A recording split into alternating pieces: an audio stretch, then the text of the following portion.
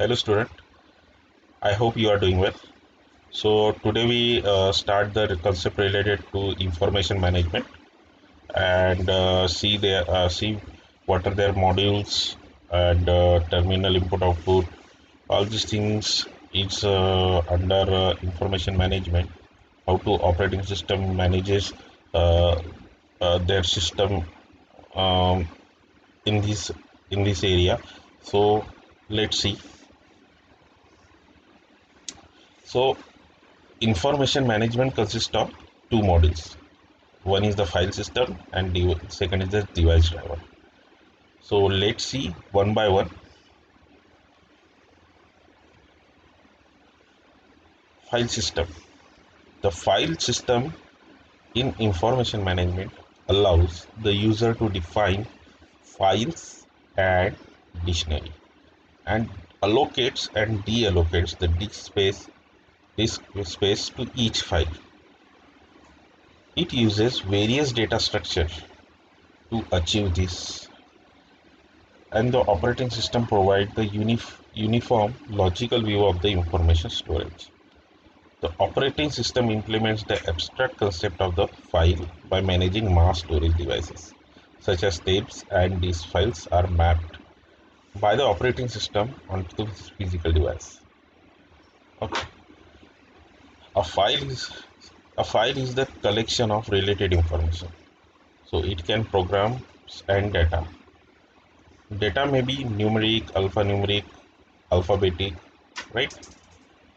This is the file is the sequence of bytes, bits of line and records. A file name is referred by the its name. चलो इसको आराम से समझते हैं क्या है ये सब. So एक मिनट.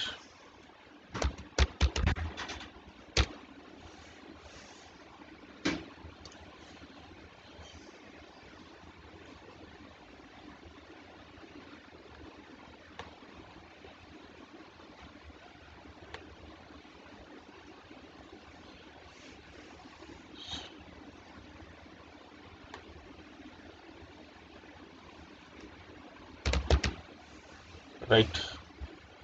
सो जब भी हमारी कोई भी फाइल रहती है, अब हमारे सिस्टम को हार्डवेयर को जब भी हम कोई डेटा भेजते हैं तो किस फॉर्म में होता है? किस फॉर्म में होता है? जीरोस, जीरो एंड वन के फॉर्म में, राइट? कुछ इस तरह 01 01 01, राइट? क्योंकि this is the computer understandable और मशीन अंडरस्टैंडेबल लैंग्वेज. जो भी हम मशीन में डेटा भेजते हैं वो हमेशा इसी फॉर्म में रहता है. So right. So further in, but ये तो हमारे लिए अंडरस्टैंडेबल नहीं है. अगर मेरा सपोज मैं कोई ये वर्ड भेजता हूँ हार्डवेयर को, तो ये इस फॉर्म में जाएगा पर्टिकुलरली. मतलब इसको इस फाइल को इस कोड बाइनरी फाइल्स में कन्वर्ट करेगा, right? That is 0 and 1, right? So इसका डिवीजन हम कैसे करते हैं? बाइट्स. सबसे पहले क्या होगा? Bits, nibble, then bytes,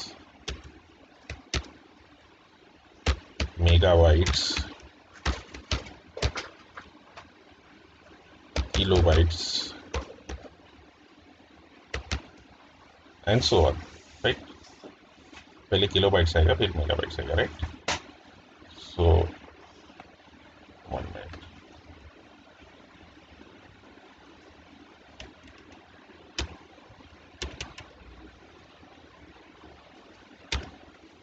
megabytes.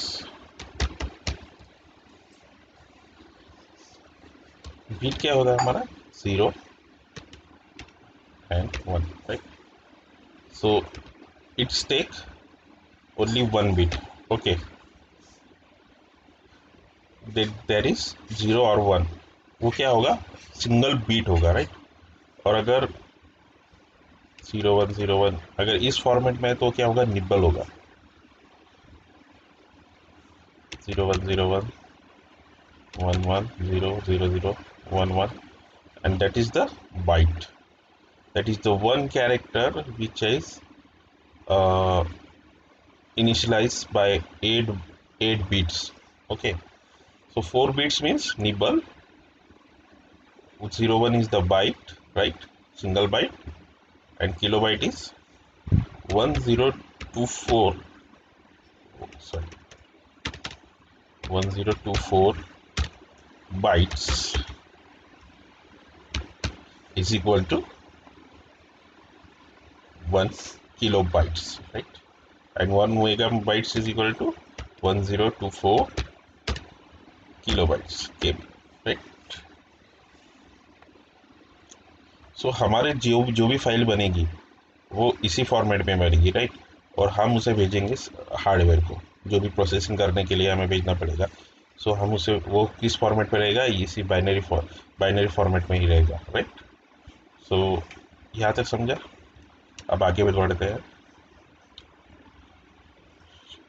सो अभी क्या होता है, 1 मिनट में क्लियर कर लेता हूँ इसे।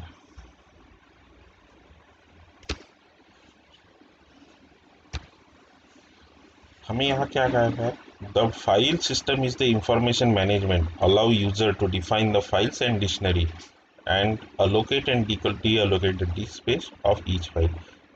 It uses various data structure to achieve this. सबसे पहले डेटा स्ट्रक्चर समझ लेते हैं। अभी क्या होता है कि जो भी हम फाइल क्रिएट करते हैं उसका एक पर्टिकुलर डेटा स्ट्रक्चर होता है, ठीक है? सो आगे में हम उसे देखेंगे ये डेटा स्ट्रक्चर क्या है, उसे कैसे यूज़ करते हैं, सब चीज़ें देखेंगे आगे में। बस समझ लो उसे, अगर किसी डेटा को मैनेज करना है तो उसको एक प्रॉपर डेटा स्ट्रक्चर में डालना पड़ता है। डेटा तो क्या होता है, रॉ इंफॉर्मेशन होती है, राइट? अगर मैं उसे ट्रायंगल में डालता हूँ तो भी एक डेटा का स्ट्रक्चर हुआ है, राइट? सो अभी जैसे ये मेरी फाइल है,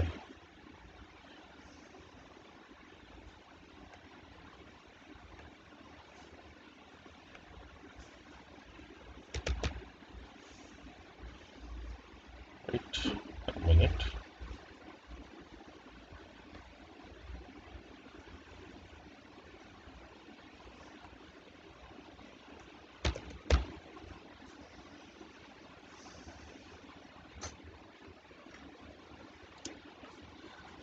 अभी क्या होगा कि अगर ये सपोज मेरी एक फाइल है, अगर मुझे उसे हार्ड डिस्क में स्टोर करना है या फिर किसी भी डिस्क में स्टोर करना है, तो इसके लिए मुझे क्या अलोकेट करनी पड़ेगी, उसे मेमोरी अलोकेट करनी पड़ेगी। अगर मैं इसे डिस्क में सेव करता हूँ तो उसके लिए कुछ ना कुछ तो मेमोरी वो रिक्वायर करेगा, right?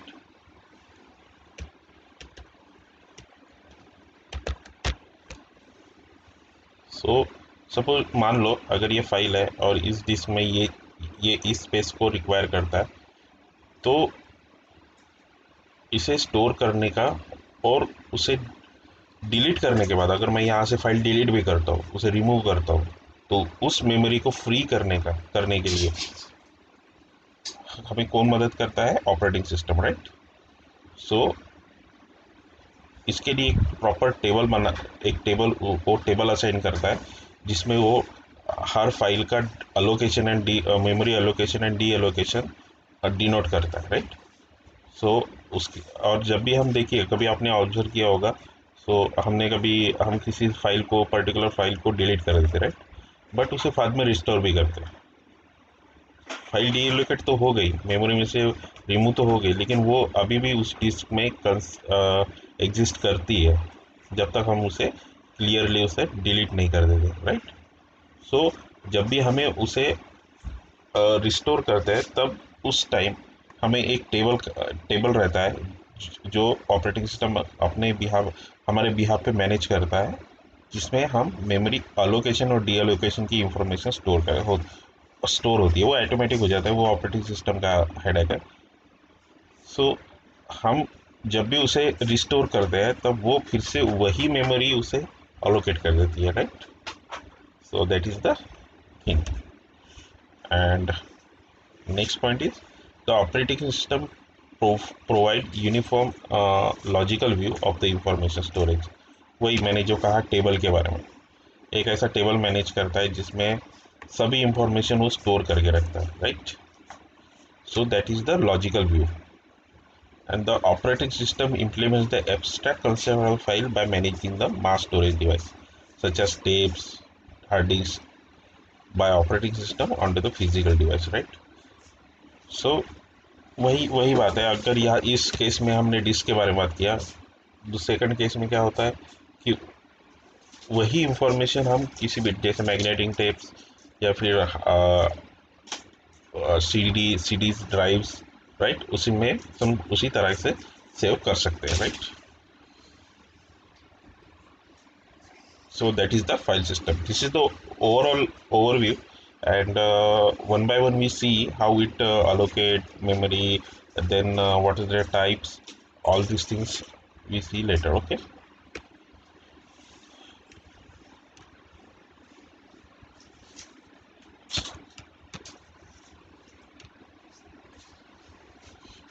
Our next topic is file type, right? A file type has a certain defined structure according to its use. A text file is the sequence of character organized into the lines. A source file sequence of the subroutines and functions consists of the executive statements. An object file is the sequence of the words organized onto the loader record blocks, right? So file type क्या होता था कि पहले जब भी हम file कोई भी सेव करते हैं तो उस हर फाइल एक डिफरेंट फाइल होती है, राइट? जैसे कि देखिए 1 मिनट, मैं पहले ये ओपन कर देता हूँ।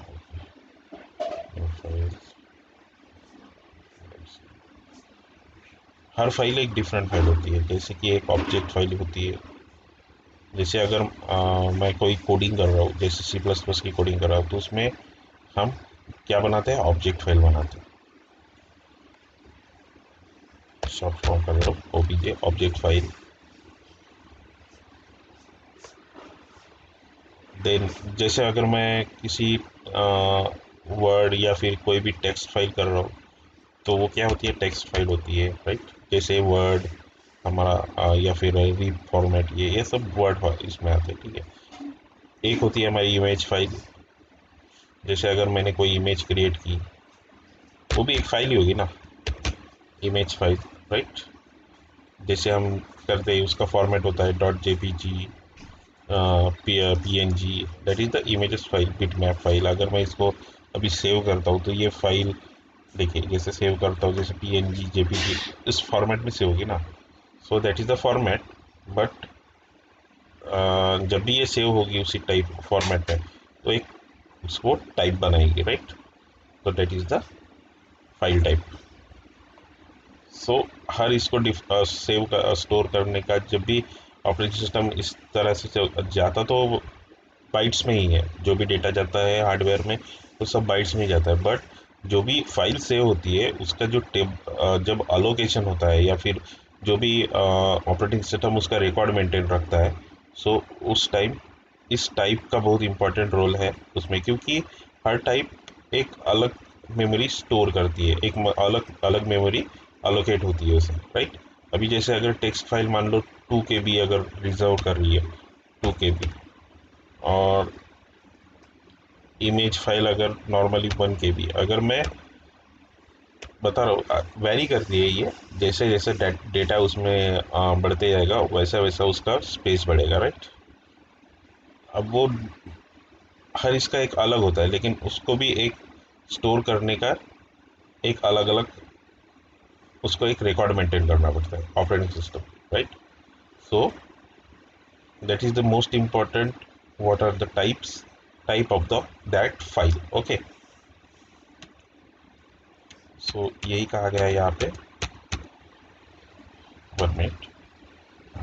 A file has a certain defined structure, right? According to its use. A text file is the sequence of the character organized into the line, or a source file is the sequence of the subroutines.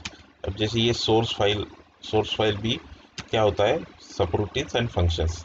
अब ये बताया गया है यहाँ पे, हमें बाद में देखेंगे सोर्स फाइल वगैरह क्या होता है, जब भी हम प्रोग्रामिंग करेंगे इन फ्यूचर तब देखेंगे। Consist of the executive statements, right. तो यही बताया गया है बस। ठीक है। So next topic is tape based system. One minute. Early file system. अब हम यहाँ से देखेंगे कि जो भी हम जहाँ पे उसे स्टोर कर रहे हैं, सो उसकी फंक्शनलिटीज़ क्या है, उसको स्टोर करने का तरीका क्या है, कौन कौन से टाइप्स है जिसमें जिसमें हम स्टोर कर, सॉरी, कौन कौन से डिवाइसेस है जिसमें हम स्टोर करते हैं, right. So let's see. Early file system were tape based, they are simple but inefficient. Physical tape reels are large, but most of the files are small, right? So, number of files are stored on one tape. Okay. So, dictionary is the added to the tape, which lists the name and location of each file on the tape. Each tape will have its own device directory, right? Finding a file on a tape is time consuming.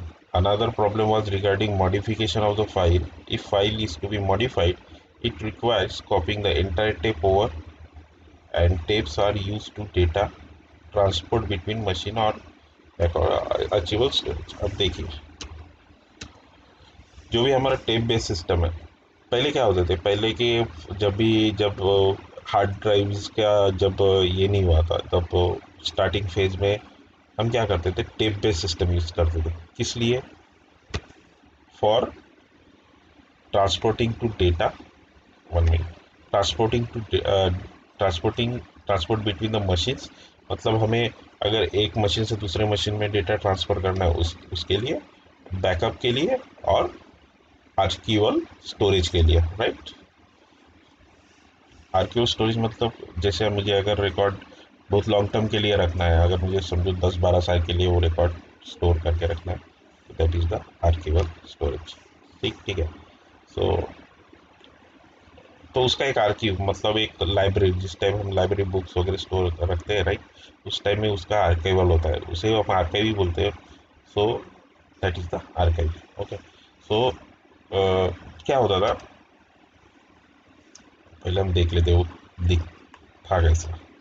ऐसा कुछ रहता था, right, और उसकी एक reel रहती थी। Oops,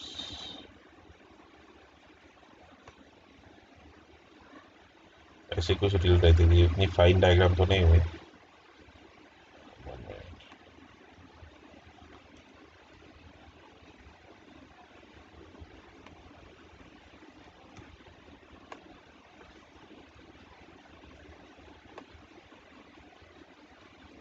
ऐसा कुछ टेप रहता था, राइट। सपोज ये हम इसे रील मान लेते हैं। तो क्या होता था, जब भी हम डेटा इसका स्टोर कर देते, तो वो किस पे स्टोर होता था, इस रील पे स्टोर होता था, राइट। इस रील पे स्टोर होता था। और ये तो एक व्हीलर है उसका, ये व्हीलर रहते थे उसके, जो रोटेट कर देते, ठीक है। सो होता क्या था कि इसका जो इस पे डेटा स्टोर करने का तरीका रहता था, वो क्या होता था कि रील तो बहुत बड़ी रहती थी, बट उसमें डेटा बहुत कम स्टोर हो पाता था। मतलब ज़्यादा कुछ डेटा नहीं, और इस पे भी जो भी डेटा स्टोर होता था वो भी बाइट के ही फॉर्म में स्टोर होता था, राइट। सो उसके लिए उसे एक डिवाइस डायरेक्टरी मेंटेन करनी पड़ती थी हर ड्राइव के लिए, राइट। सो इसका एक प्रॉपर एक डिवाइस रहता था, जिस जैसे हमने देखा ना वो कि हार्ड ड्राइव में अगर डेटा स्टोर करना है, तो ऑपरेटिंग सिस्टम एक प्रॉपर उसका एक टेबल बनाती है उसका डेटा स्टोर करने के लिए, राइट। सो उसी टाइप की एक डिवाइस डायरेक्टरी इस टेप में भी बनती थी। तो वहाँ पे भी वो डेटा किस लोकेशन पे क्या स्टोर हुआ है वो देखता था। बट जब भी हमें इसमें लार्ज डेटा स्टोर करना हो, तो हमें एक सिंगल टेप से नहीं हो पाता था, राइट। उसकी भी एक लिमिटेशन थी, उसका भी अ, उसको भी एक टाइम लगता था, राइट। उसकी भी एक स्पेस लिमिटेशंस थी, राइट। सो दैट्स वाई इतना वो इफेक्टिव नहीं रहा, और उसको टाइम भी बहुत ज़्यादा लगता था, राइट, टाइम कंज्यूमिंग। सो उसमें। और हाँ, और उसमें अगर मुझे कोई नई फाइल एडिट करनी है या फिर उसे स्टोर करना है, तो मुझे पूरे फाइल का बैकअप लेना पड़ता था दूसरे इसमें, फिर उसमें डालना पड़ता था। तो सो that is the hectic job, so that's why this is this is not so efficient rather than hard drives. Okay, यही कहा गया. So the number of files on the tape are directly added to the tape which lists the location of each file on the tape, right? और finding, और अगर मुझे कोई अगर file भी फाइंड करनी है तो पूरा मुझे उस पूरे रील को सर्च करना पड़ेगा. So that is most of time consuming. Okay,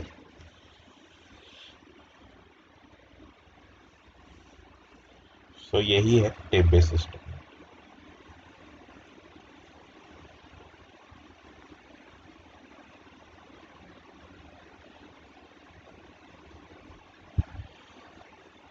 so our next, so is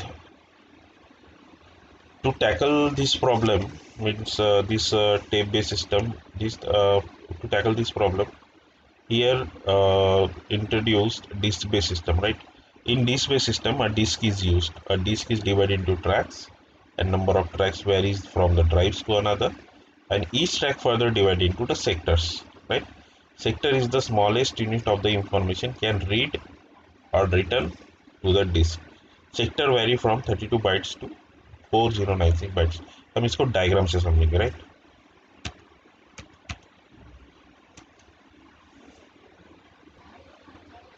so this base system देखते हैं हम क्या होता है ट्रैक सेक्टर्स, राइट? सो जब भी कोई हार्ड ड्राइव होती है उसमें इस तरह के प्लेट्स होते हैं, राइट?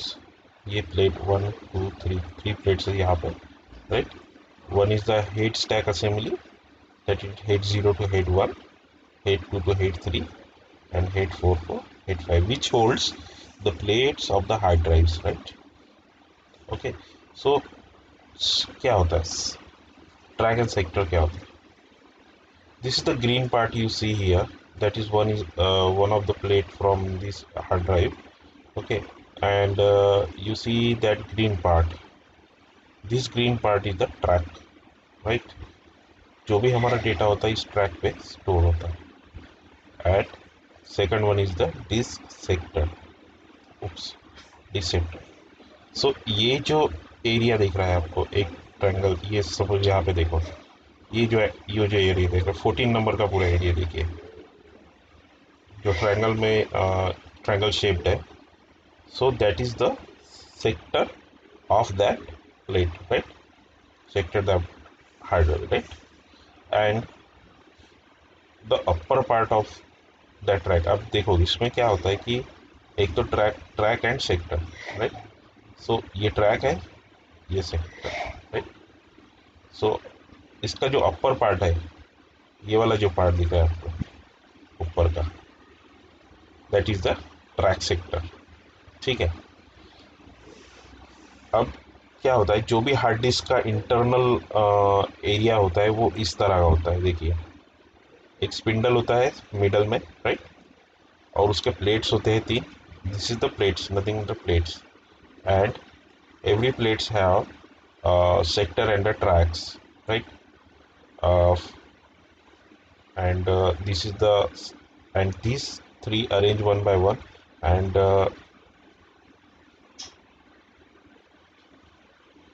ऊपर का जो हेड होता है वो क्या करता है, रीड राइट हेड होता है, राइट? और इनको जो होल्ड करता है serially, that is called that is we called cylinder. This is the total, this total plates are called cylinder, right? बस यही होता है उसका इंटरनल एरिया. सो हम उसको फर्दर देखेंगे कि वो कैसे वर्क करता है, वो उसमें डेटा कैसा स्टोर होता है. In next lecture we discuss about that. So today we stop here. In next video we see about their functionalities, what are that, and again we see the file operations, access method, what are their access methods, right? So students, today we stop here. Stay safe. Goodbye.